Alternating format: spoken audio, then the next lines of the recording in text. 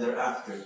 So this is a different topic from the topics that we normally have, and this is more of an educational topic. Nevertheless, just speaking about the Sahaba radiallahu ajma'in, now before speaking about who the Muftis were and who the Sahabas were, going into the details of it, Rasulullah sallallahu alaihi wasallam had mentioned great merits of many Sahabas, especially like Abdullah ibn Mas'ud, Ali radiallahu anhu, Zayd ibn Thabit radiallahu anhu. There were some Sahabas who were, for example, Abu Bakr as-Siddiq, all the Khulafa ar-Rashidin. Abu Bakr as-Siddiq radiallahu anhu, Umar radiallahu anhu, Uthman ibn Affan radiallahu anhu, Ali ibn Abi Talib radiallahu anhu, Abdullah ibn Mas'ud, Abdullah ibn Abbas. These were the Sahabas who were, who were giant in knowledge. They were, they had the most knowledge, right? Just to give you an understanding of the knowledge that Umar radiallahu anhu had, if Abdullah ibn Mas'ud radiallahu anhu would say the knowledge that Umar radiallahu anhu had, he says, قال عبد الله لو أن علم عمر وضع في كفة الميزان ووضع علم أهل الأرض في كفة لرجح علمه بعلمه.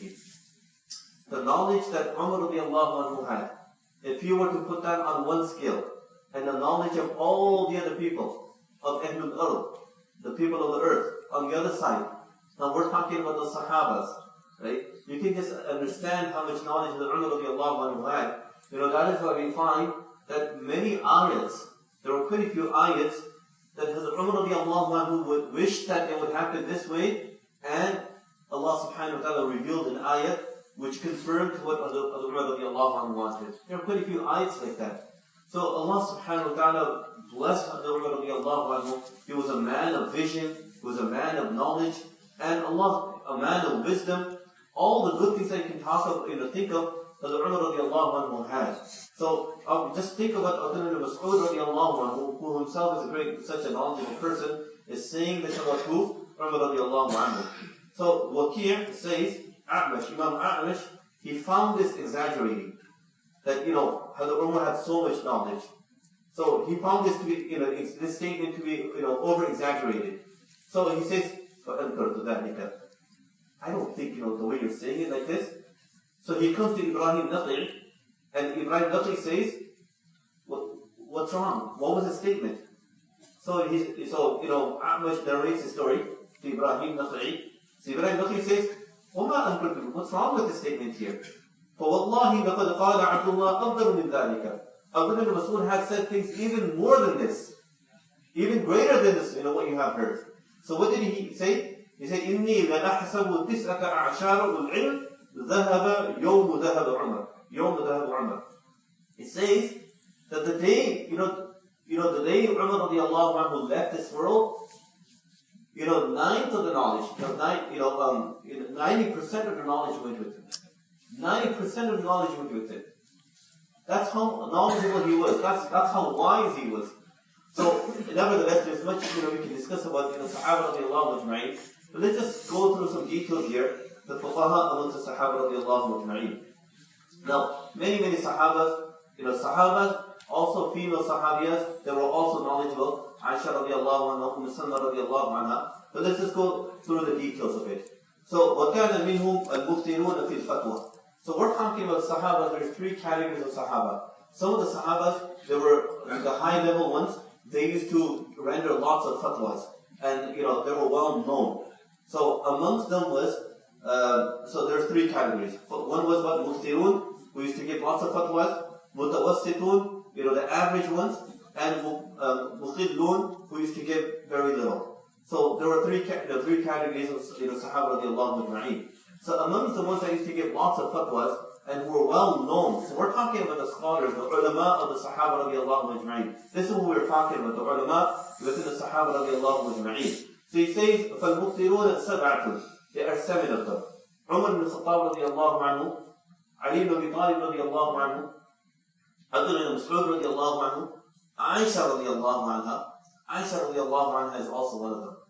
And Zayd ibn Thabit radiallahu anhu. Zayd ibn Thabit radiallahu anhu, he's that, individual youngster that you will find that, at the age of 16 years old, Rasulullah sallallahu alayhi wa sallam specially had sent him to to the Jewish community and to learn the language. And within 2 weeks, 3 weeks, he learned the whole language. Zayd ibn Thabit radiallahu, he was an amazing person, subhanAllah. He was actually one of the chief justices at the time of Umar radiallahu anhu.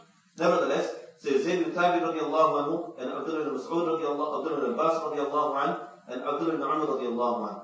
So these are the Sahabas. And I'll repeat them once more again, just for, if you didn't understand it properly.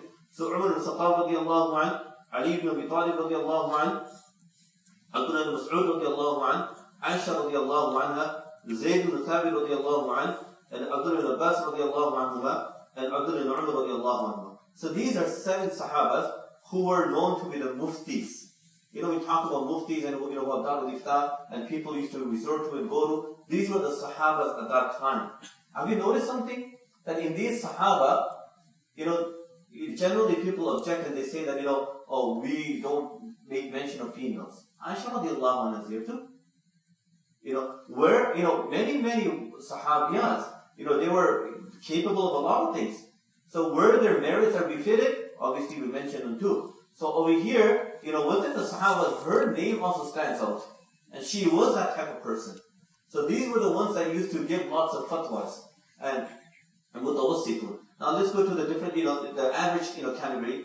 There was Abu Bakr Siddiq radiallahu anhu, Salama radiallahu anha, Anas bin Malik radiallahu anhu, Abu Sa'id Khudri radiallahu anhu, Abu Hurayra radiallahu anhu, Uthman ibn Affan radiallahu anhu, Abdullah ibn Amr ibn As radiallahu anhu, Abdullah ibn Zubayr radiallahu anhu, Abu Musa al-Ash'ari radiallahu anhu, Sa'd bin Abi Waqqas radiallahu anhu, وسلمان الفارسي رضي الله عنه وجابر بن عبد الله رضي الله عنه ومعاذ بن جبل رضي الله عنه.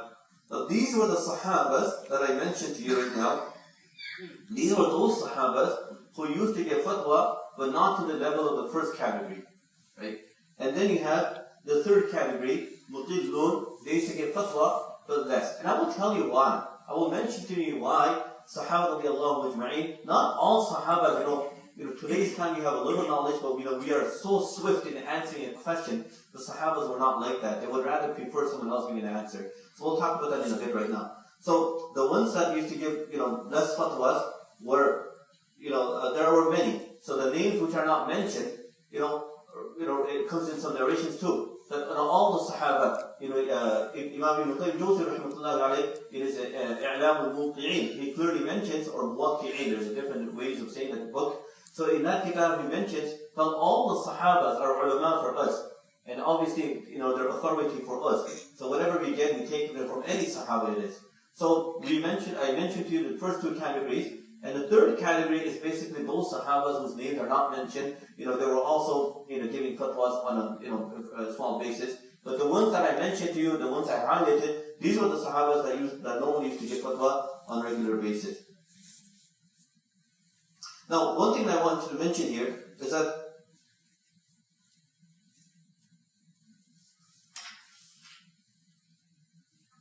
Sahaba radiallahu majma'in, when they used to issue fatwa, they were not like, many times today, all you have to do is Google something, Darul Ifta, look for a Darul Ifta, spontaneously you have people answering a question. People were very, very particular when they used to answer a question. Many times, sometimes when you find a delay, when you ask questions to a Mufti, we should be asking a sincere question. Let us not just, ask questions just because we want to test the Mufti and see how much knowledge he has.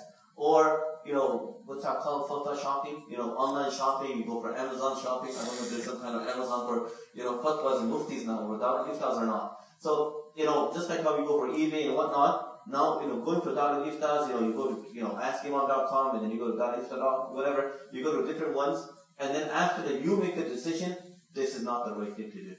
Imam Malik rahmatullahi alayh, it is mentioned about him once I read, he was so particular when it came for issuing fatwa, that he used to, subhanAllah, amazing, that look at the fear they had.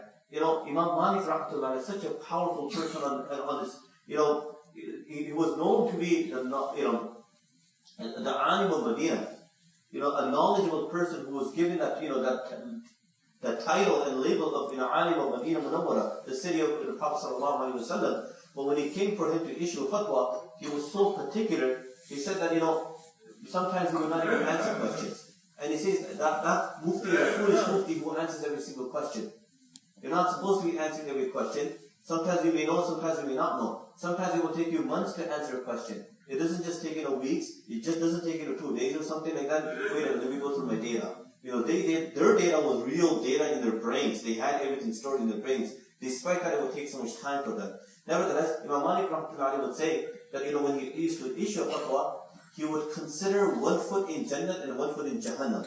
And now by issuing the fatwa, where would the balance take him? That's the level of fear they had when they used to issue a fatwa. And that's how particular they were, and that's how conscious they were when they used to issue fatwa. So we can understand our Salaf al-Salihin and our past predecessors just did not make a statement on their own. They were very, very particular about that. And it was because of that, it's a topic on its own, that why did Sahaba radiallahu ajma'in initially not mention hadith? And obviously that's a different technical discussion that we will go into some other time. But what I wanted to mention here is that Sahaba radiallahu ajma'in, they were very, very particular in terms of issuing fatwa. It is mentioned, Abdurrahman ibn Layla, he mentions, أدركت 20 و100 من أصحاب رسول الله صلى الله عليه وسلم ليس قال في المسجد ما كان منهم محدث إلا ود أن أخاه قد كفاه ولا مفت إلا ود أن أخاه قد كفاه الفتية. He mentions that if you look at Abdurrahman ibn Layla, rahimahullah, says that he found over 120 Sahabas. When he used to go to the masjid, every Sahabi, it's not like I have knowledge, what is it? What do you want to know about? It wasn't like that. They were so particular that he would wish, if he asked him a hadith, he would say, no, ask my brother, he knows more. Go to my brother has more knowledge than me. Go to my brother. So they would desire that, the brother doesn't come to me to ask me a question, he would rather go to that person for hadith. Simply because of the fear they had. So they don't just narrate anything they want to. You know what, my brother, so I'm not responsible for what I am narrating. That is why they would send the person to someone else. And likewise, when someone used to come to ask for a fatwa, similarly, إِلَّا وَدَّ أَنَّ أَخَاهُ كَفَاهُ الْفُتْيَةِ. They would desire, and their desire and wish would be that the person does not come to me, rather the person goes to who? Someone else, my brother, because that person will be responsible, I will not be responsible. So it's a very big responsibility when you're actually answering a question. And it's not, the statement is, sometimes, when we did exercise in this fatwa, and, sometimes the question is so simple. But, when we work on these questions here, it takes 2 hours. Sometimes it takes a couple of days. Sometimes it takes a week to understand the question. Just sometimes it takes time, weeks to understand the question. Forget about answering the question. It takes you weeks to understand the question. But that's how particular the Sahaba radiallahu ajma'in were, because of the fear of Allah subhanahu wa ta'ala. Nevertheless, so from this we learned that the Sahaba radiallahu ajma'in, at least we found out, who the Muftis were at the time of Sahaba radiallahu ajma'in, and who used to issue fatwa, and how they used to issue fatwa. In fact, there was another narration which I didn't mention here. It is said, Zayd ibn Arqam and Bara ibn Azib radiallahu anhu. One person mentions that I went to Zayd ibn Arqam radiallahu anhu and Bara ibn Azib radiallahu anhu. Both of them I went to. He says that فَجَعَلَ كُلَّ مَا سَأَلْتُ. Every single time I went asking, now these were great knowledgeable scholars, whenever I went to them to answer, I asked for a question. What did they say? سَلِ الْآخَرِ. Ask someone else. فَإِنَّهُ خَيْرٌ مِنِّي وَأَعْلَمُ مِنِّي. Ask someone else because that person has more knowledge than me. That person has more knowledge than me, and that person is better than me. Subhanallah. Look at the moral behind this, my brothers. We need to understand that, we perhaps we attend, Friday program, or we attend different classes, and we've done so much, and, even though we have relatively so little knowledge, but despite that, we stand out. You need to know something? Here, ask me. Oh, that's wrong. Oh, that's haram. Oh, that's halal. Like, subhanAllah, you read a little bit, but, there's a saying I think it's a Gujarati language, there's a saying, as far as I remember, that, when you have a clay pot, when it's full, then the water will not shake too much. But when it's half empty or half full, then you're gonna, I don't know if you've ever carried that or not. Back in the days in India, I've noticed that, women and men also, they would go to the well, put the water into their, clay pots and bring it to their homes, to their dwellings. So, if it was half empty or half full, then it would shake a lot, and as a result of that, the water would splash all over. But when it's full, it seems to be more stable, and the water doesn't splash all over. So there's a saying, based on that when a person who has a little bit of knowledge, half decent knowledge, his knowledge is all over. So it seems to shake all over. So he's got half decent knowledge, but yet, it shakes all over and is giving whatever. But that person who has sound knowledge and who has profound knowledge, he seems to be more calm, more stable, and he looks for the right opportunity, right time to address things and say what he has to say. But the person who has, half decent knowledge, oh, that's wrong, that's haram. Oh, that's permissible. Oh, the Shaykh said this, the Shaykh said that. And he wants to add his 2 cents to the knowledge of deen, which is not a good thing. So from this we learn, Sahabas radiallahu ajma'in, they were extremely particular in terms of issuing fatwa. Now, just briefly going through this topic here, those Sahabas radiallahu ajma'in, through whom Allah subhanahu wa ta'ala spread knowledge and deen, and they had thousands of students. Who were those Sahabas radiallahu ajma'in? ومن الذين اشتهروا من بين أصحاب رسول الله صلى الله عليه وسلم هم الخلفاء الراشدين. The first category of people from whom knowledge really spread was the Khulafa al-Rashidin, the 4 Khalifs, Abu Bakr, Umar, Uthman, and Ali radiallahu anhum. From these Sahaba, obviously Allah subhanahu wa ta'ala, they went different places. Allah subhanahu wa ta'ala took great knowledge from them. So these were the 4, and then for Khulafa al-Rashidin. And then comes who? Abdullah ibn Mas'ud radiallahu anhu, Abdullah ibn Abbas radiallahu anhu, and Abdullah ibn Salam radiallahu anhu. Now, let me just give you more demographic and a better understanding of exactly how they dispersed and how they spread their knowledge. The Sahaba radiallahu ajma'in. So Imam Muslim rahmatullahi mentions, and he mentions this from Masruq, he says, Shamuntu, ay barahattu ashab Muhammad sallallahu alayhi wa sallam, فَوَجَدْتُ عِلْمَهُمْ يَنْتَهِي إِلَى سِتَّةٍ. He said that I did thorough research within the Sahaba radiallahu ajma'in to see which Sahabas were extremely highly knowledgeable. So he says, Imam Masruq says that he found 6 Sahabas. That if you look at all the Sahabas, 6 Sahabas had the most knowledge. And the first one was who? Ali radiallahu anhu, Abdullah ibn Abbas radiallahu anhu, Umar radiallahu anhu, Zayd bin Thabit radiallahu anhu, Abu Darda, and Ubay ibn Ka'b radiallahu anhu. Obviously, this is arbitrary. Some will say this, someone will say this here. So in this one here, Abu Darda and Ubay ibn Ka'b radiallahu anhu is added. Ubay ibn Ka'b radiallahu anhu, he is a profound qari of this ummah. Ubay ibn Ka'b radiallahu anhu. Every Sahabi, Ubay ibn Ka'b radiallahu anhu was a very poor Sahabi, but the knowledge of Quran that he was given, in fact, Umar radiallahu anhu for Taraweeh prayers had appointed Ubay ibn Ka'b radiallahu anhu to lead Taraweeh prayers. Nevertheless, so these were the Sahabas that Imam Muslim rahmatullahi alayhi comes across. And then he said, وَمِنَ النِّسَاءِ Aisha radiallahu anha. Aisha radiallahu anha was one of the most knowledgeable person from the women. Abu Musa Ashari radiallahu anhu used to say, مَا أُشْكِلَ عَلَيْنَا أَصْحَابُ مُحَمَّدٍ صَلَى اللَّهُ عَلَيْهِ وَسَلَّمَ حَدِيثٌ قَدْتُ فَسَأَلْنَا عَائِشَةَ رَضِيَ اللَّهُ عَنْهَا إِلَّا وَجَدَنَا عِنْدَهَا مِنْ عِلْمًا. Any time when you were confused regarding any statement of Rasulullah sallallahu alayhi wa sallam, all we had to do is go to the mother of the believers, Aisha radiallahu anha, and she had to answer for us. Many times we question Aisha radiallahu anha and we say that she got married, in a very young age and whatnot, and Rasulullah sallallahu alayhi wa sallam was older. But we don't realize the positive side. Obviously, if someone has answered this very, very nicely, I don't have time to go into, but it was a custom that, people used to get married to younger girls, even the older ones. This was a custom. In fact, in many rules and many Western countries, if you look at their legislation and their constitution, it accommodated a very tender age, from 9 to 10. It's changed to 18 years. But before that, it was very young. And someone has did a whole research on that, but we're not going to go into that discussion. But the topic of discussion was taken to that point here. Aisha radiallahu anha was a very knowledgeable person, and through Rasulullah sallallahu alaihi wasallam, we can imagine that she was able to preserve so much knowledge that today the ummah is taking so much benefit from Aisha radiallahu anha and her knowledge.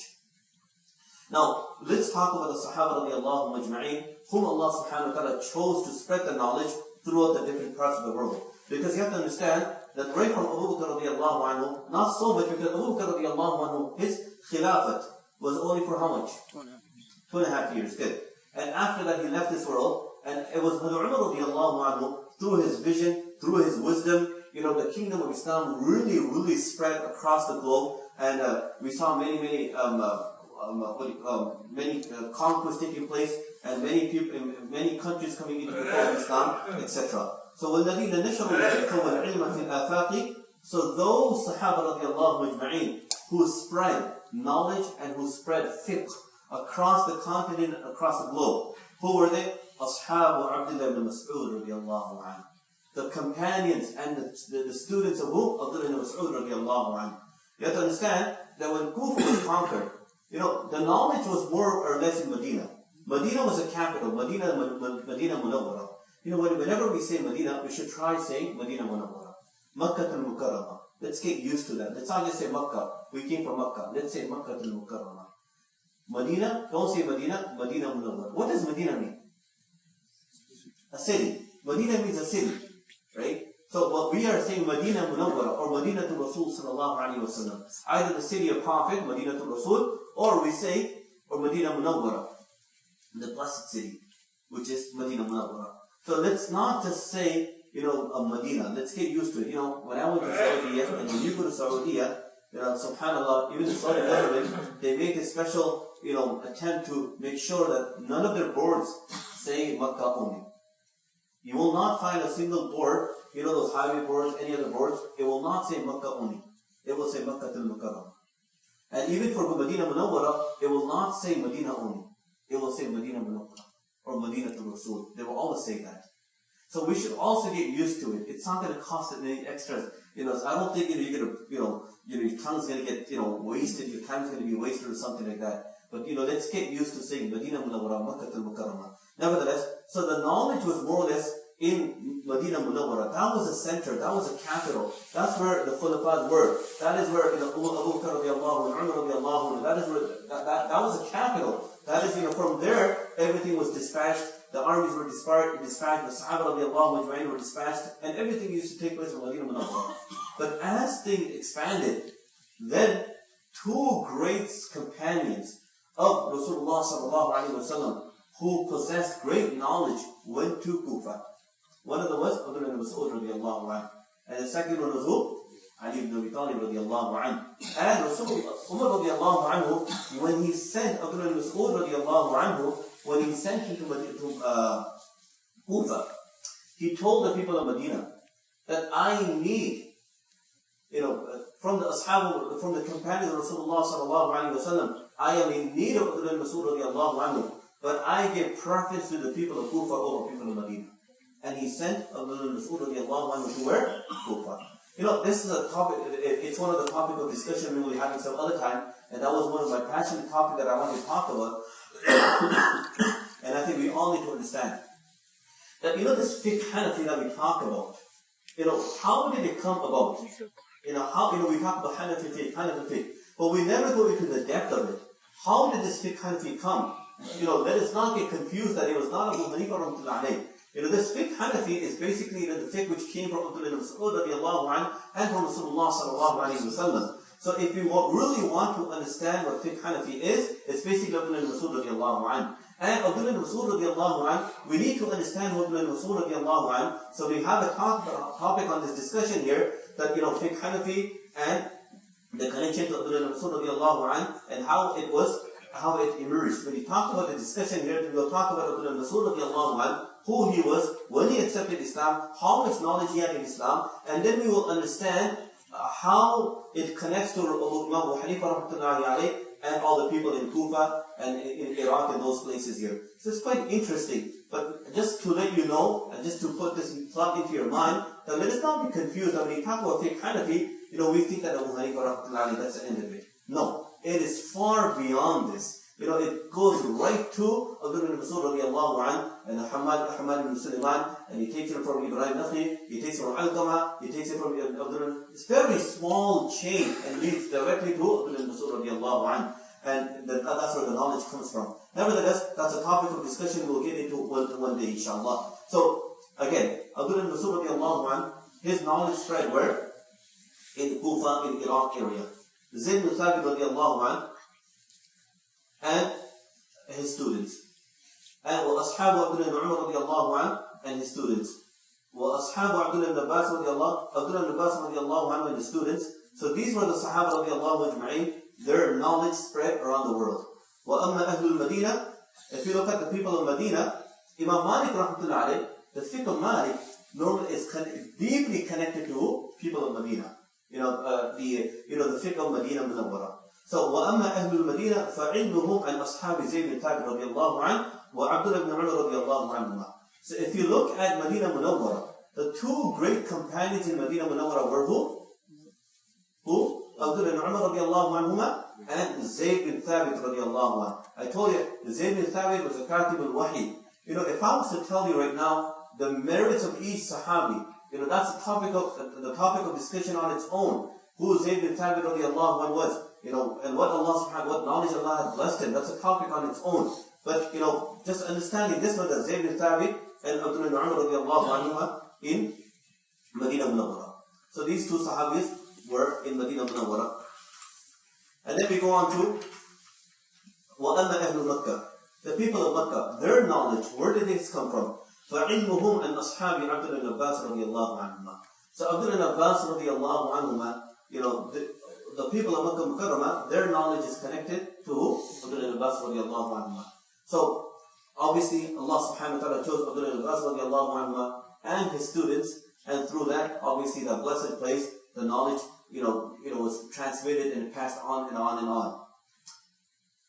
وَأَمَّا أَهْلُ الْعِرَاقِ, and people of Iraq, I just mentioned to you right now, فَعِلْمُهُمْ, their knowledge comes from who? Abdullah ibn Mas'ud radiallahu anhu, and the students of Abdullah ibn Mas'ud radiallahu anhu. And you'll be surprised when you talk about Abdullah ibn Mas'ud radiallahu anhu. He had thousands of students. It's amazing, subhanAllah, what Abdullah ibn Mas'ud radiallahu anhu was. So these were the main areas: Makkah al-Mukarramah, Medina Munawwara, Kufa, Iraq, Sham. These were the main places where people got their knowledge. The Sahaba radiallahu anhu started going. So these few places here, that's where the main key Sahaba radiallahu anhu were.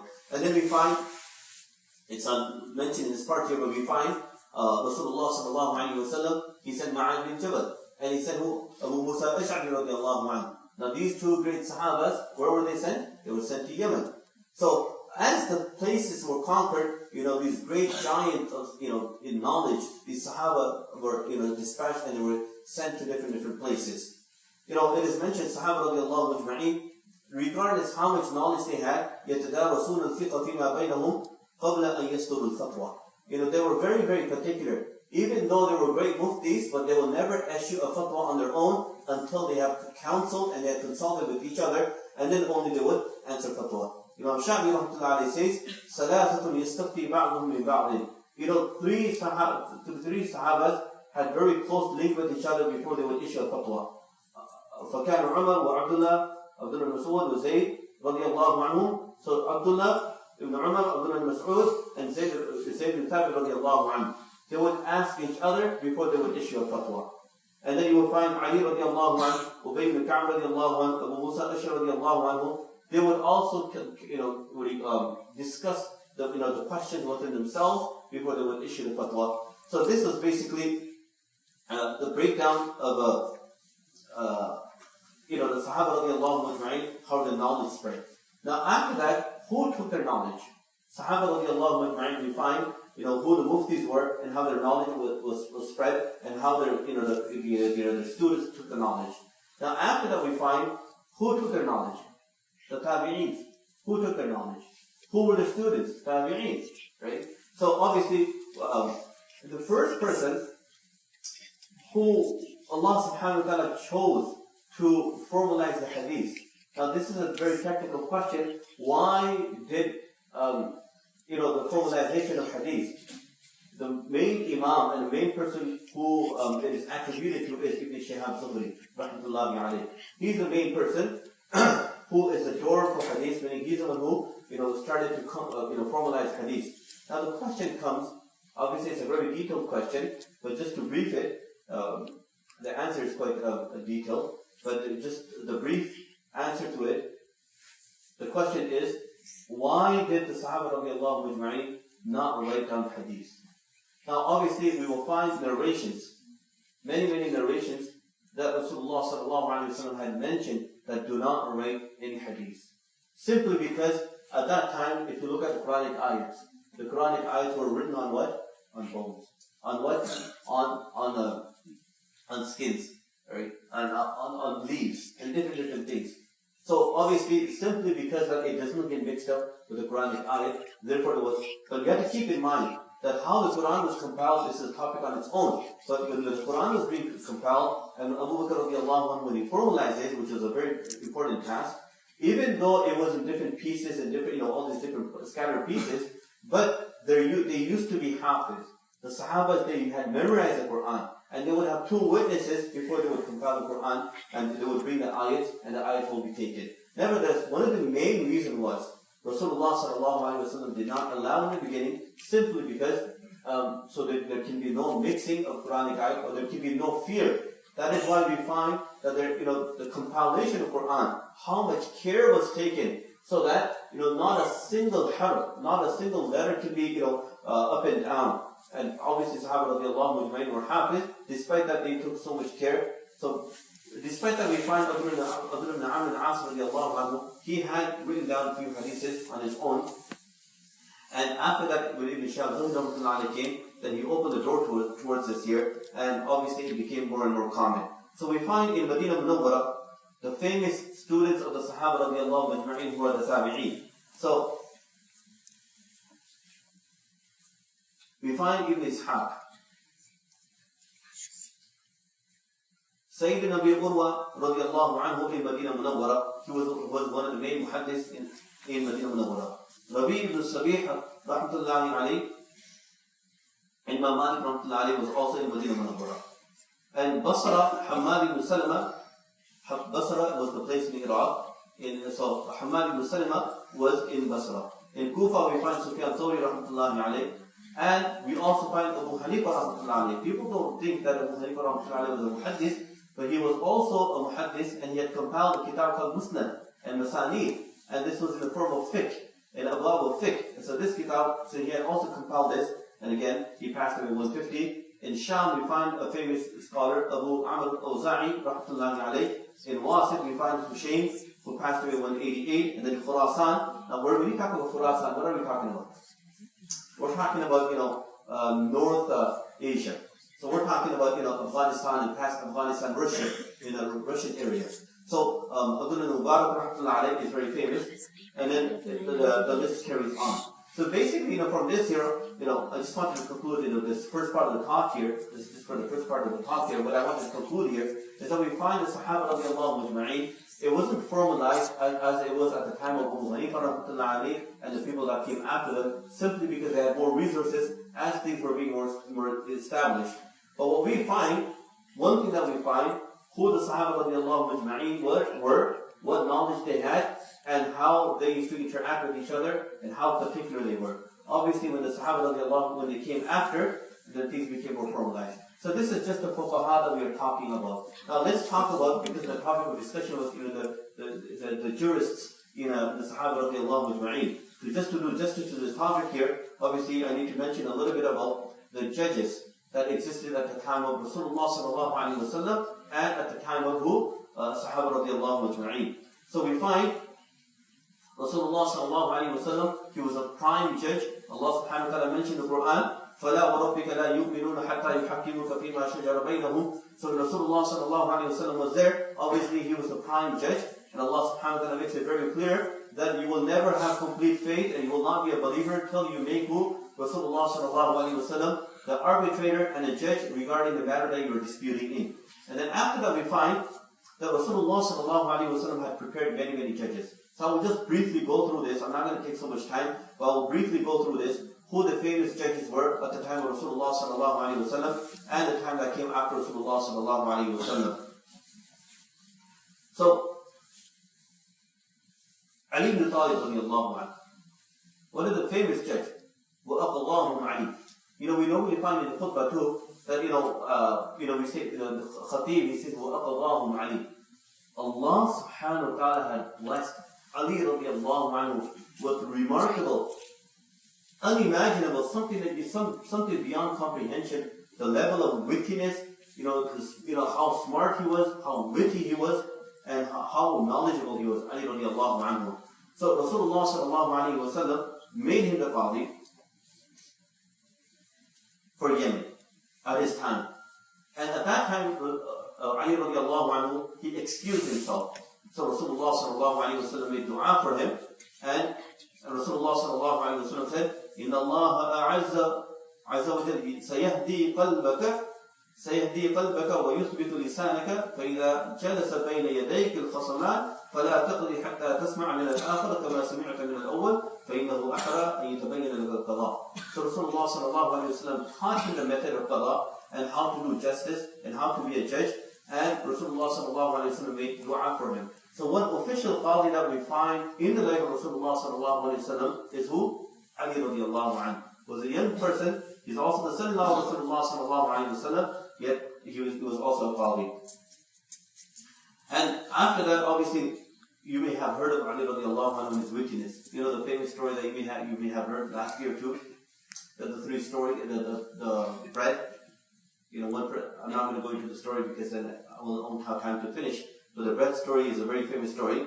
And then Mu'adh bin Jabal radiallahu anhu was also one of the great Sahabis and great judges from the time of Rasulullah sallallahu alayhi wa sallam. Rasulullah sallallahu alayhi wa sallam, when he dispatched him, when he was sent to Yemen, he asked him, how would you conduct yourself? And how would you make judgment, pass judgment? So, he said, Kitabullah, I will look into Kitab. If I don't find anything in Kitab, then I will look into the ways and lifestyle of Rasulullah sallallahu alayhi wa sallam in his statement. And if I don't find anything in it, then obviously I will do ijtihad and I will use qiyas, and with that I will, whatever is the closest to Quran and Sunnah, I will make amal upon that. Rasulullah sallallahu alayhi wa sallam praised him, and that's how he was dispatched. And this hadith is quite famous.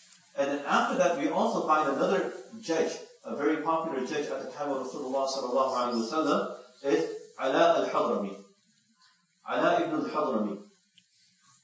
Rasulullah sallallahu alayhi wa sallam actually sent him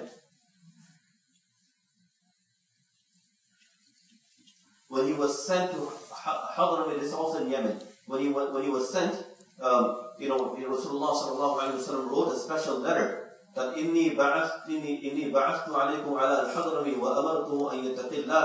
I am sending amongst you a great scholar, Ala ibn al-Hadrami radiallahu anhu, fear Allah subhanahu wa ta'ala, and follow him. And obviously a long khutbah was given. I don't have time to go into it, but he was also one of them. And then we go on, وَكَذَلِكَ كَانَ رَسُولُ اللَّهِ صَلَى اللَّهُ عَلَيْهِ وَسَلَّمْ فَوَّضَ إِلَى مَعْقِلِ بْنِ يَسَارٍ. So in small matters, we find Ma'qil ibn Yasar. So I mentioned Ali radiallahu anhu, Mu'adh bin Jabal radiallahu anhu. Now we're not talking about muftis here. Who are we talking about? Judges. There's a difference between a mufti and a judge, right? Big difference. Mufti, when he answers a question, his question is not binding. You accept it, you accept it. If you don't accept it, it cannot be enforced. But judge, when he gives a ruling, it's the court. Obviously it's a court. When the court gives a ruling, and you don't practice upon it, you're going to get police after you. You're going to get the law enforcement coming after you. The judge told you to do it, you still didn't do this. So judge's rule is binding. Mufti's rule is not binding. He just, based on Shariah, he gives you the ruling. The judge, when he gives you the ruling, and when he gives a hukm, obviously it is binding upon you, and you have to practice that. So we find Ali radiallahu anhu, Mu'adh bin Jabal radiallahu anhu, Ala ibn al-Hadrami radiallahu anhu, then we find Ma'qil ibn Yasar radiallahu anhu. These were the Sahabas that were the judges at the time of Rasulullah sallallahu alayhi wa sallam.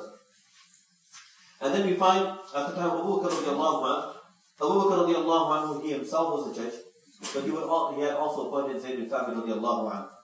And then at the time of Umar radiallahu anhu, he himself used to be the judge, but at the same time, he had also, I forgot to mention here, that Rasulullah sallallahu alaihi wasallam, when he used to send judges, he just didn't make, who's going to be a judge amongst you? One person raise your hand and go. He didn't do that. He taught them the way of judging people. So another judge that I forgot to mention the name was Amr ibn As radiallahu anhu. He mentions that Rasulullah sallallahu alaihi wasallam called me and taught me how to do judge, to be a justice, to do justice. And he showed me the whole way, and then I went. Obviously, I don't have time to discuss that here. So this was, these were the judges at the time of Rasulullah sallallahu alaihi wasallam. Abu Bakr radiallahu anhu, his time we find he himself was the judge. Along with that, Zayd bin Thabit radiallahu anhu was also the judge at the time of Rasulullah Abu Bakr radiallahu anhu. We find at the time of Umar radiallahu anhu, he himself was a judge, and we also find Zayd bin Thabit radiallahu anhu, who was the min ajillati qullah. He was one of the prime judges, the chief justice at the time of Umar radiallahu anhu. And there were other Sahabas that were judges too. And then, so basically, Khulafa al-Rashidin, all the Sahabas, meaning Abu Bakr, Umar, Uthman, and Ali radiallahu anhu, they were all judges. But then again, it was passed on to other individuals that were, present, like Zayd bin Thabit radiallahu anhu, Ma'ad bin Jabal, Abu Musa al-Ash'ari radiallahu anhu, it was passed on to them, and the list carries on. The first person who was given, obviously it carries on. I don't want to carry on because I can keep on mentioning the names after, Muawiyah radiallahu anhu, Iyas ibn Muawiyah, I can carry on with all the names of judges here. But the first person who was given the title, the official title of Chief Justice, who was it? Chief Justice in Arabic language is called what? Qadi al-Qudat. The first person who was given this title was who? Imam Abu Yusuf rahmatullah. At the time of who? Harun al-Rashid. So he was the first person who was given this title here, Qadi al-Qudat. Chief Justice, we have the Chief Justice, there was a whole big turmoil in Pakistan of who the Chief Justice was and whatnot. So this title basically was given to Imam Yusuf rahmatullahi alayhi, was a student of Imam Abu Hanifa rahmatullahi alayhi. Before that, this title did not exist, Chief Justice, and then after that, this title carried on. Nevertheless, I just wanted to conclude this topic of discussion here. It's more of a ilmi discussion, that ulama will appreciate more of, who the Sahaba radiallahu ajma'in were. Just to sum this discussion up, we find Sahaba radiallahu ajma'in, who the Muftis were in the Sahaba radiallahu ajma'in, and we also find how they used to issue fatwas, and we also find in today's discussion who the judges were, who Rasulullah sallallahu alaihi wasallam appointed as the judge, and who the judges were at the time of Rasulullah sallallahu alaihi wasallam, and after Rasulullah sallallahu alaihi wasallam. So this is basically the juristic knowledge of Sahaba radiallahu ajma'in. This is the topic of discussion for today. Allah subhanahu wa ta'ala give us understanding, and inshallah we'll be throughout. This week there's a program taking place in Islamic Foundation. Shaykh Sulaiman is also present, and inshallah next week will be Ijtima. So we should also try to participate in both the programs, especially the Ijtima, which is taking place next week. Should be present for that. Just before we conclude with this program here, it is noticed that many times the youngsters, after the food is finished, we find them roaming around here and there. Just keep in mind the walls that we play, they're not boxing walls here. You can break them very easily. They're dry walls. So if you push someone around, you can hurt them. So just be careful. It's the house of Allah subhanahu wa ta'ala. And we come here for only one thing. Our maqsad is not, our purpose is not to eat food. Our purpose is not for anything else. Our purpose is to please Allah subhanahu wa ta'ala. So one day we get this opportunity that we come here, I ask every one of you, we encourage. وَتَوَاصَوْا بِالْحَقِّ وَتَوَاصَوْا بِالصَّبْرِ. So we counsel each other, we help each other. What do we do? Come, let's go. Let's go to God. Let's pray to God salam. You know what? For how many days we never sat down and read Quran? Why do we sit down and read Quran today? Month of Ramadan is coming. I went on to one website a couple of days ago, the Jumid website in South Africa. And they're, on that website, subhanAllah, they had the countdown of seconds for the month of Ramadan. Not days, not weeks, not days, not hours, but seconds. Not even minutes, but seconds. When would you do that? When you have your wedding? If it's your wedding day or something like that, you're waiting. My wedding is taking place on July 5th. You're counting every single day, every single minute, every microsecond, You've got the timer on, you're counting that. But subhanAllah, they had this, like that, my brothers, Today's the 3rd of Shaban. I think 3rd of Shaban has started already. So we have only a few days left to prepare ourselves. So we have wonderful opportunity. Allah has brought us to the house of Allah subhanahu wa ta'ala. Let's occupy ourselves in reciting Quran and do what we are supposed to be doing in the house of Allah subhanahu wa ta'ala. Inshallah, we can encourage each other, inshallah. اللهم لك الحمد كله ولك الشكر كله واليك الرجال كله اللهم لا نحصي ثناء عليك انت كما اثنيت على نفسك يا رب لك الحمد كما ينبغي لجلال وجهك وعظيم سلطانك يا رب صل وسلم دائما ابدا على حبيبك خير الخلق كلهم. Allah pardon our sins. Allah forgive our sins. Ya Allah, any shortcomings that came into this gathering, Ya Allah forgive us. Ya Allah, Ya Allah, Ya Allah, we all are in need of your mercy and your guidance. Ya Allah, every step that we take, Ya Allah, bless us with your guidance. Ya Allah, let us not go astray for a moment. Ya Allah, guide us. Ya Allah, we are in need of your guidance. Ya Allah, many youngsters are waiting exams and high school exams. Ya Allah, make it easy for them. Ya Allah, many youngsters are looking for a job. Ya Allah, make it easy for them. Ya Allah, many youngsters are looking for a job to pay up their tuition fees. Ya Allah, make it easy for them. Ya Allah, many brothers are looking forward to getting married. Ya Allah, let them find a suitable partner. Likewise, Ya Allah, many sisters are looking forward to getting married. Ya Allah, let them find a suitable partner. Ya Allah, any difficulty and stress that you're going through, Ya Allah, alleviate all those difficulty and hardship. Ya Allah, we all are awaiting, Ya Allah, the greatest month, in the month of Ramadan. Ya Allah, enable us, bless us with that great month. Ya Allah, let it not happen that blessed month comes, Ya Allah, but we are not present. Or we are present, Ya Allah, but we are not able to, Ya Allah, to maximize our time to take benefit from that great month because of our occupation. Ya Allah, make it easy for every one of us. Allah, accept our dua. Subhana rabbika rabbil izzati amma yasifun wa salamun ala al mursalin walhamdulillahi rabbil alamin.